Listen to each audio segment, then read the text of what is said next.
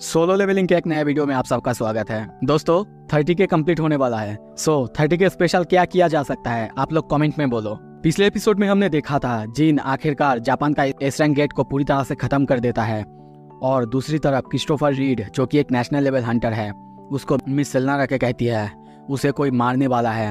अब आगे एपिसोड के शुरू में हम क्रिस्टोफर रीड को देखते हैं।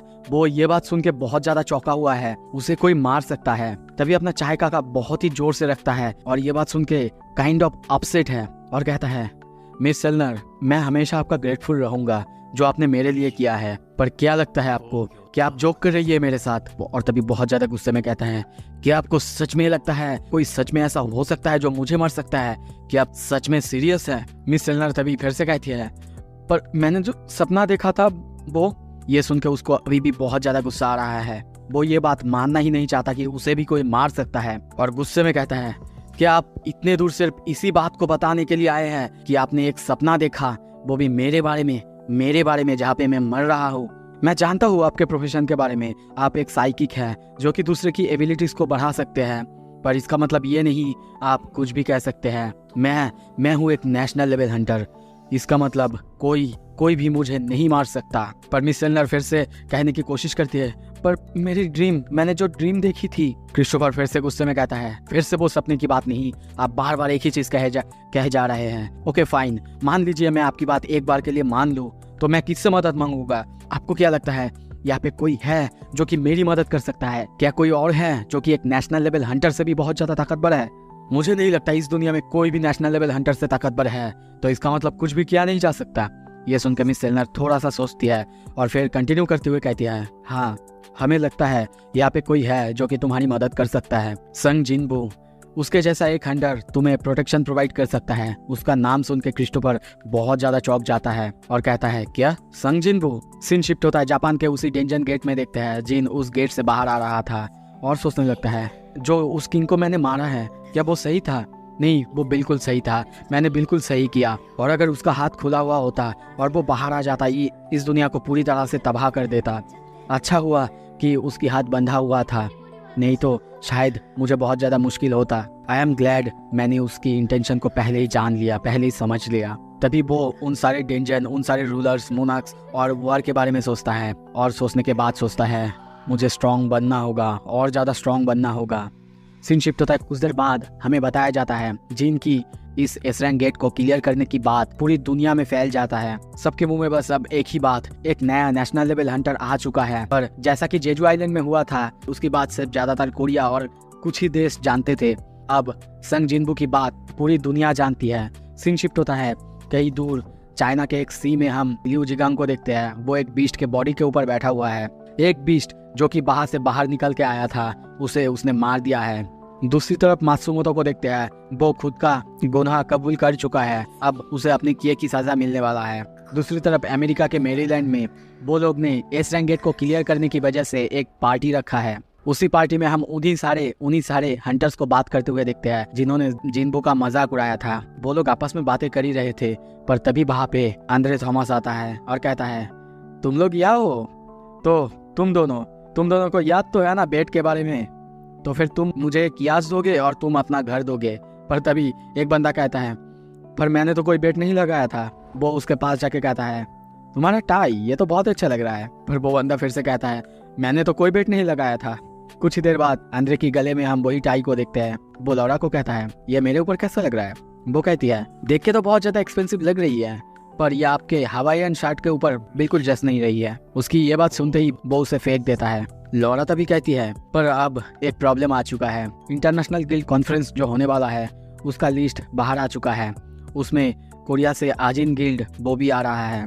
ये सुन के वो कहता है क्या आजिन गिल्ड? लौरा कहती है हाँ, वो वही गिल्ड है जिसे कि संग जिनबू ने बनाया है। ये सुन के अंद्रे बहुत ज्यादा खुश होता है और कहता है वेल, अब तो लगता है कि फाइनली हम मिलने वाले हैं। सीन शिफ्ट होता है, हम जिन के सारे शैडोज को देखते हैं। वो लोग जिन के सामने खड़ा हुआ है, दूसरी तरफ वहीं पे सारे के सारे सोल्जर्स उन सारे शैडोज को और जिन को उनके सामने खड़ा हुआ देख के बहुत ज्यादा चौंका हुआ है। सब कोई बस यही सोच रहे हैं ये संग जिनबू है और ये है इसका पावर्स, ये तो बहुत ज्यादा पावरफुल है। दूसरी तरफ जिन्हो सबको ऐसे हैरान होते हुए देख के खुश हो रहा था और सोचने लगता है सब कोई पहली बार जब जिन सर की पावर्स को देखता है तो सभी बहुत ज्यादा हैरान होते हैं। तभी उसके पास हानेकावा आती है और उसे फोन देते हुए कहती है, सर आपके लिए। पर वो कहता है, शायद तुमने गलती कर दी, जिनबू वो तो बाहर है देखो। पर हानेकावा कहती है, नहीं सर ये आपके लिए ही है। जिनबू फोन उठाता है, बात करते ही पता नहीं वो क्यों चौंक जाता है। तभी जिन को देखते हुए कहता है, सॉरी सर पर मुझे कोरिया में वापस जाना होगा। जिन कहता है, क्या कुछ हुआ है?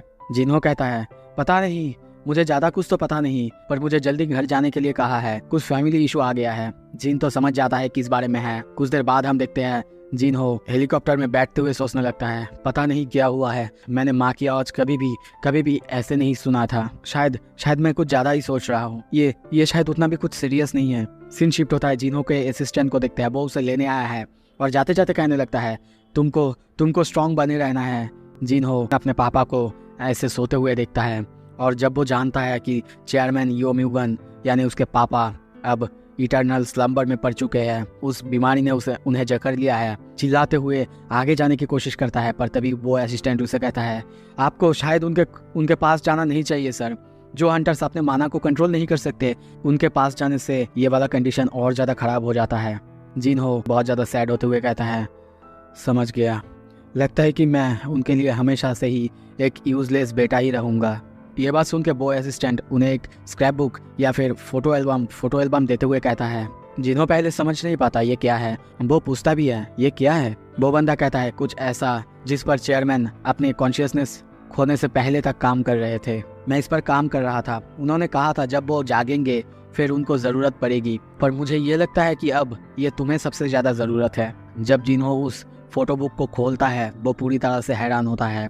वो देखता है उनके सारे कामों की फ़ोटो, उन्होंने जो किया है, यानी आजीन गिल से शुरू करके जहाँ पे वो गया था, हर एक जगह की फ़ोटो उसके पापा के पास है। वो असिस्टेंट कहता है, वो हमेशा से तुमको पसंद करते थे, वो तुमको बिल्कुल बेटा ही समझते थे, पर वो कुछ अलग है मतलब वो अपना प्यार ऐसे नहीं जताते थे। वो तुम्हारे लिए हमेशा ही खुश होते थे। तुम जहाँ जाते थे, जो करते थे, हर एक काम की फ़ोटो उनके पास है। जो भी न्यूज़ में छपता था वो सब कुछ उन्होंने संभाल के रखा है। यहाँ तक कि तुमने मोस्ट रिसेंट जो अपना अचीवमेंट्स किए हैं वो सब कुछ उन्होंने संभाल के रखा है। ये सब कुछ देख के जिन्हों रोने लगता है। असिस्टेंट कहता है, ये नहीं कि चेयरमैन तुम्हें पसंद नहीं करते थे, तुम्हें प्यार नहीं करते थे, बस उनका तुम पर कुछ ज़्यादा ही हाई एक्सपेक्टेशन है, क्योंकि वो तुम्हें कुछ ज़्यादा ही प्यार करते हैं। जिन्हों रोने लगता है। पर कुछ देर बाद वो असिस्टेंट कहता है, चलो सर अब घर जाते हैं। वो दोनों बाहर से घर जाने लगते हैं। तभी जिन्हों को ऐसा लगता है कि उसके पीछे उसके सर में कोई टापली मारता है। वो पीछे मुड़ता है पर वहाँ पे कोई नहीं था।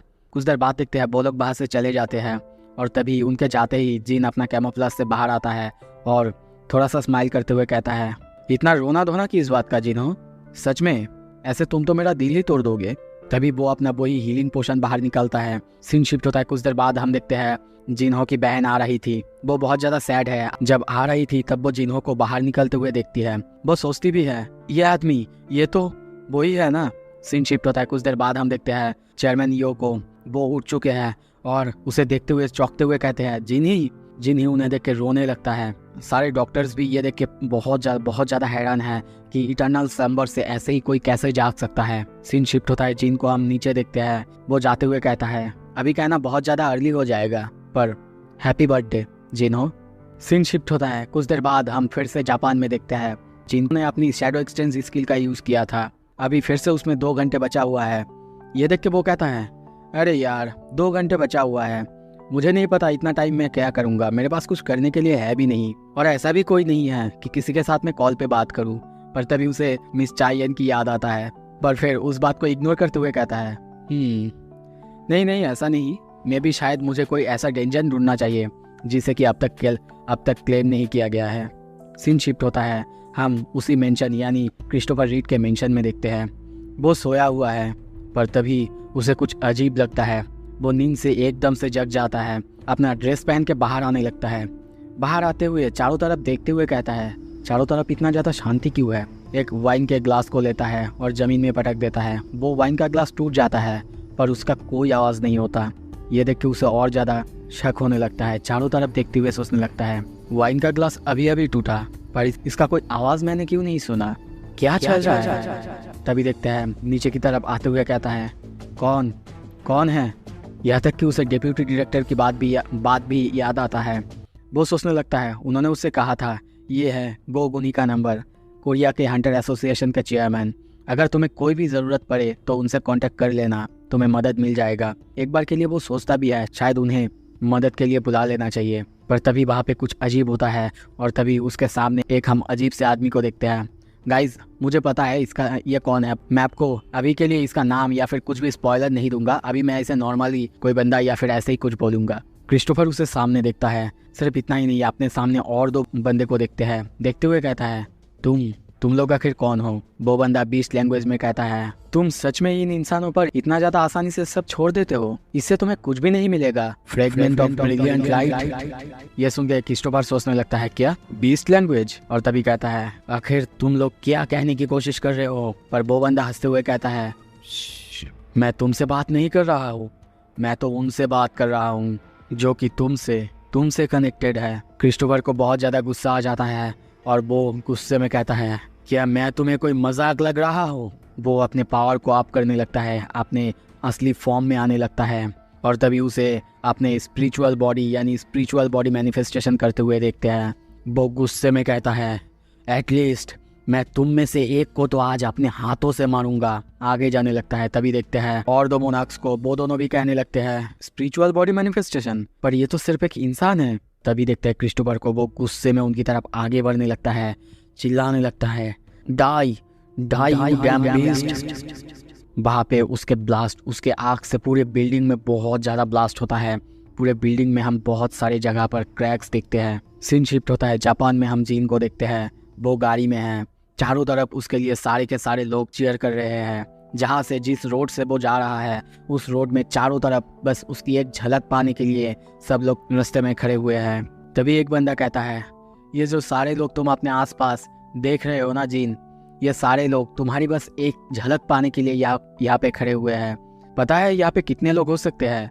करीब 1 लाख या फिर उससे भी ज़्यादा लोग। जीन बस यही सोच रहा है आई गेस ये मेरा लास्ट डे है जापान में। पर तभी बीरू पीछे से आता है और कहता है माय किंग, ये लोग आपको बहुत ज़्यादा रिस्पेक्ट दे रहे हैं, आपकी सम्मान करते हैं, तो मुझे लगता है कि आपको भी इन्हें हाथ उठा के थोड़ा सा इशारा कर देना चाहिए। सीन शिफ्ट होता है, कुछ देर बाद हम उसे प्लेन में देखते हैं। वो कहता है ऐसा चांस तो बहुत कम होता है, प्लेन में तुम्हें ऐसे ही कोई फेमिलियर फेस मिल जाए, क्या तुम इस बात पर कोई भी आर्ग्यू करना चाहते हो? तभी उसके साइड में हम एडम को देखते हैं। वो हंसते हुए कहता है मुझे पता है सर, आप इस बात पर विश्वास नहीं करेंगे। जीन कहता है तो हम फिर से मिल गए मिस्टर एडम वाइट। एडम ये जान के बहुत ज्यादा खुश होता है कि जीन को उसकी नाम याद है, पर जीन तभी सोचता है एक्चुअली मुझे तो ये बेरू ने बताया था।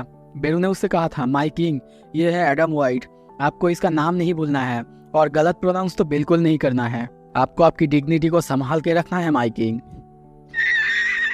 क्या आपके यहाँ पे भी कोई ऐसा गेट खुला है जिसको बंद करने के लिए मेरी मदद चाहिए? एडम कहता है नहीं सर, उस गेट को ऑलरेडी बंद कर दिया गया है, पर प्लीज आप थोड़ा सा ये देखिए। तभी वो अपना लैपटॉप ऑन करता है और क्रिस्टोफर रीड के घर को दिखाता है और कहता है आपको देख के क्या लग रहा है? ये आग ये कोई ऑर्डिनरी आग नहीं है सर। पर जिनको ये आग देख के बिल्कुल समझ में नहीं आता कि ये क्या है। एडम कहता है सर क्रिस्टोफर रीड, आप तो उसे जानते ही होंगे, one of the national level hunters में से है, उसी की वजह से यहाँ पे ये आग लगा है। और करीब 1800 या फिर उससे भी ज़्यादा फायर वर्कर्स और बहुत सारे मेज हंटर मिलके भी इस फायर को कंट्रोल नहीं कर पा रहे हैं। जीन कहता है ये फ्लेम तो बहुत ज़्यादा इंटेंस लग रहा है, क्या इसका मतलब क्रिस्टोफर रीड? एडम सर हिलाते हुए कहता है हाँ सर, हमें विश्वास नहीं हो रहा था, उसे किसी ने मार दिया है। तभी अपने पॉकेट से एक फ़ोटो निकालते हुए कहता है ऑल्सो ये फ़ोटो, इसे देखिए, इस मर्डर के बारे में पूरा सस्पेक्ट इस पर गया है। वो ये बात कंटिन्यू करता उससे पहले ही वो खुद को हवा में पाता है। वो बिल्कुल समझ नहीं पाता कि अभी उसके साथ क्या हुआ। पर तभी जीन को देखते हैं, वो अपने टेलीकाइनेसिस से उसे उठाया हुआ है और उसकी बॉडी में बहुत जोर से प्रेशर दे रहा है। वो बहुत ज़्यादा गुस्से में है और गुस्से में कहता है अगर ये किसी तरह का मजाक हुआ तो सच में यहाँ से मैं तुम्हें जिंदा वापस जाने नहीं दूंगा। एडम के सिक्योरिटी गार्ड्स आगे आने लगते हैं पर वो उन्हें रोक देता है और कहता है ये आदमी जो आप फोटो में देख रहे हो सर, ये वो नहीं है जिसके बारे में आप सोच रहे हो सर। वो उसे सब कुछ समझाता है, जैसे कि उसके पापा यानी जिन के पापा कैसे डेंजर से बाहर आए हैं और कैसे वो उसके पापा नहीं बल्कि एक मैजिक बीस्ट है जो कि उसके पापा के रूप में आए हैं। ये सारे बातें सुन के जिन थोड़ा सा शांत होता है और उसे छोड़ देता है। मिस्टर एडम उसे ये सब भी बताते हैं कि कैसे कुछ महीने पहले ही उसने होंग डोंगसो को हराया था और वहाँ से गायब हो गया था। मैं समझ सकता हूँ सर आप कैसा फील कर रहे हो, पर ये जो आदमी आप फोटो में देख रहे हो ये आपके फादर नहीं हैं। ये सब बातें सुनकर जिन पूछता है तो फिर मुझे तुम ये क्यों दिखा रहे हो। वो कहता है क्योंकि कुछ ही दिन पहले सर इंटरनेशनल गिल्ड कॉन्फ्रेंस होने वाला है और जब ये बात बंद दरवाजे के बीच नहीं रहेगा तब पता नहीं आप क्या करेंगे, और इसीलिए मैं आपको यहाँ पे बताने आया हूँ। एडम कंटिन्यू करते हुए कहता है रिसेंट जो इंसिडेंट हुआ है उसके वजह से अमेरिका को अपना एक नेशनल लेवल हंटर खोना पड़ा है, तो आप समझ सकते हैं ये कितनी बड़ी बात है, और इसीलिए ब्यूरो कुछ भी करने के लिए तैयार हो जाएगा। हम फेडरल ब्यूरो आपके साथ एक अच्छे रिलेशनशिप रखना चाहते हैं मिस्टर संग, और इसीलिए ये इन्वेस्टिगेशन पब्लिक जाने से पहले मैं आपको ये बताना चाहता था। आई एम श्योर आपका पापा का फेस वहाँ पे दिखाया जाता, कॉन्फ्रेंस में बताया जाता, आपको बहुत ज़ोर से झटका लगता, पर दूसरी तरफ जिन को देखते हैं उसकी हालत बहुत ज़्यादा ख़राब है। वो बस यही सोचे जा रहा है मेरा पापा वो तो 10 साल पहले गायब हो चुके थे और अब मैजिक बीस्ट के रूप में वापस आए हैं, इसका क्या मतलब है। पर दूसरी तरफ तभी एडम के पास उसके सिक्योरिटीज आते हुए कहते हैं क्या आप ठीक है सर। वो कहता है बिल्कुल ठीक हूँ, पर थोड़ा सा वीक लग रहा है। और तभी मन में सोचने लगता है कुछ देर पहले उसने आखिर क्या यूज़ किया था, टेलीकाइनेसिस, पर सिर्फ एक हाई रैंकिंग मेज जो कि कुछ ज़्यादा ही हाई रैंकिंग है वही इस तरह का या फिर इससे भी कम लेवल का ताकत का इस्तेमाल कर सकता है। और मुझे लगता है अगर कोई नेशनल लेवल हंटर होगा तभी वो ऐसा कर सकता है। ये बंदा है 6th नेशनल लेवल हंटर। मुझे ये जल्दी से जल्दी डिप्यूटी डायरेक्टर को बताना होगा। सीन शिफ्ट होता है तभी हम the international guild conference hall को देखते हैं। इसके बारे में थोड़ा सा इन्फॉर्मेशन दिया जाता है कि इसे इसीलिए रखा जाता है ताकि यहाँ पे सारे देशों से हंटर्स आ सके और यहाँ पे उनके फ्यूचर और करंट ट्रेंड्स के बारे में बात कर सके, इंडस्ट्री में क्या चल रहा है और क्या करना चाहिए उसके बारे में बात कर सके। और कुछ ही दिन पहले जो हंटर्स जो गिल्ड जिस देश को रिप्रेजेंट करने वाले हैं उसे रिवील किया जाता है, जैसे कि यूएसए से स्कैवेंजर गिल्ड और साउथ कोरिया से आजिन गिल्ड। साउथ कोरिया से आजिन गिल्ड इस बार साउथ कोरिया को रिप्रेजेंट करने के लिए सिलेक्ट हुआ है, तो ये खबर सारे दुनिया में न्यूज में ट्रेंडिंग चलने लगता है। आजिन गिल्ड जिसमें सिर्फ 2 हंटर्स हैं, जिसमें संग जिनबू वही सबसे टॉप रैंकिंग हंटर है, और फेडरल ब्यूरो ने उसे सब कुछ देख के सोच समझ के ही इन्वाइट किया है क्योंकि वो अकेला ही किसी पूरे गिल्ड से ज्यादा ताकतवर है। सीन शिफ्ट होता है तभी रिपोर्टर्स को देखते हैं, वो बहुत सारे सवाल मिस्टर सोलजोंग को करने लगते हैं, जैसे कि सब कोई आजिन गिल्ड के कोरिया जाने के बारे में बात कर रहा है, पर इस बारे में आपका क्या मानना है सर। हर बार तो आप यानी हंटर्स गिल्ड उनको रिप्रेजेंट करते हैं, साउथ कोरिया को रिप्रेजेंट करते हैं, पर इस बार उन्होंने आपको नहीं बुलाया है। पर सोलजोंग कहता है ये एक ऑब्वियस चॉइस था। ये सुन के वो आदमी कहता है क्या ऑब्वियस चॉइस, ये तो मुझे समझ में नहीं आया सर। मिस्टर सोई हंसते हुए कहता है आई बिलीव ये ऑब्वियस चॉइस है क्योंकि आप भी जानते हैं वो कितना ज़्यादा ताकतवर है। वो सारे रिपोर्टर्स वो कहते हैं पर सर वो गिल्ड वो तो सिर्फ 1% गिल्ड है। पर सोईजोंग हंसते हुए कहता है ये एक बंदा जिसकी बात तुम लोग कर रहे हो ना, ये है संग जिनबू, और अगर किसी ने भी उसे सामने से लड़ते हुए देखा है तो वो हूँ मैंने देखा है जेजू आइलैंड में उसे लड़ते हुए, डबल डेंजर में उसे लड़ते हुए, तो मैं जानता हूँ वो क्या करने की कैपेबल है।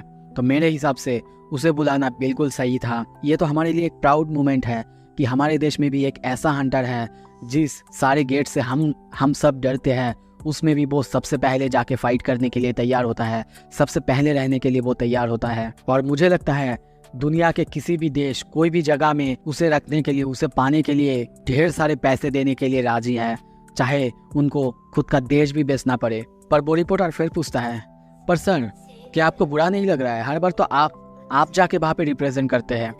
वो कहता है ऑफ कोर्स बुरा तो लगना चाहिए, बुरा लगता है, पर उससे ज़्यादा मुझे प्राउड फील हो रहा है। इनफैक्ट मैं और मेरे सारे गिल्ड के मेंबर्स संग जिनबू की वजह से ही आज यहाँ पे आपसे बात कर रहे हैं। सो मैं जेन्युइनली उसके लिए प्राउड फील कर रहा हूँ कि वो साउथ कोरिया को रिप्रेजेंट कर रहा है।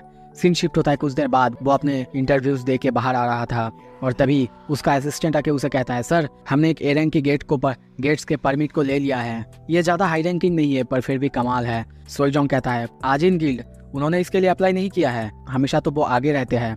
ये सुन के वो बंदा कहता है पता नहीं क्यों सर, पर वो लोग कुछ दिन से चुप है।